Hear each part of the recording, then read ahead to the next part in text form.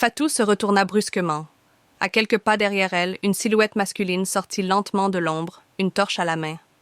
C'était Sékou, un jeune homme du village que tous croyaient parti depuis plusieurs semaines pour vendre du mil au village voisin. « Tu ne devrais pas être ici, » dit-il d'une voix grave et froide. Grâce à la lumière de la torche, Fatou aperçut un médaillon noir autour du cou de Sékou, marqué du même symbole vu sur la pierre sacrée.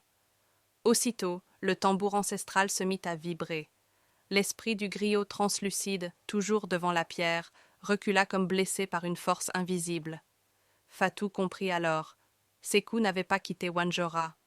Il s'était aventuré dans la forêt bien avant elle et avait volé un ancien artefact interdit, dans l'espoir de contrôler le pouvoir des esprits. « Ce village a oublié sa vraie puissance, » murmura-t-il. « Moi, je suis venu réveiller les anciens guerriers et régner avec eux. » Brusquement, il posa sa main sur le médaillon. Le tambour invisible s'emballe. Les arbres gémirent, et les silhouettes spirituelles tout autour de la clairière se mirent à trembler, comme forcées d'obéir.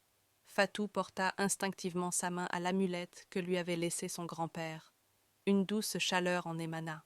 Le chant ancien revint dans son esprit, clair, vibrant, harmonieux. Elle ferma les yeux et laissa le chant du griot sortir de sa bouche.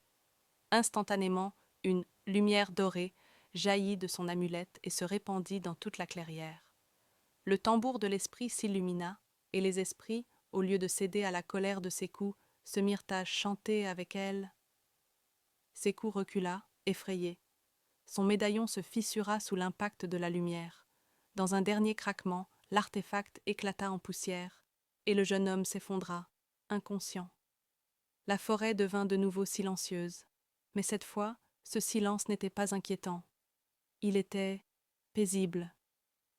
L'esprit du griot s'approcha de Fatou et posa sa main de lumière sur son épaule.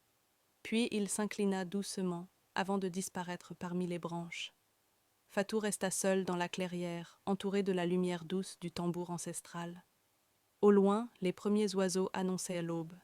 Et, pour la première fois, le tambour résonna non pas avec gravité, mais comme un chant de bienvenue. Lorsque Fatou rentra au village, les anciens comprirent que la lignée des griots célestes s'était réveillée à travers elle. À partir de ce jour, on ne craignit plus la forêt sacrée. On y déposait des fleurs et, certains soirs, les villageois affirmaient entendre un chant ancien, traverser les arbres, un chant qui racontait l'histoire d'une jeune femme qui avait écouté les voix du passé et avait sauvé Wanjora grâce à la lumière de son cœur. La morale de cette histoire.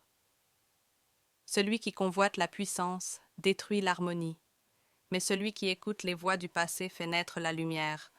Pour plus de contenu, like et abonne-toi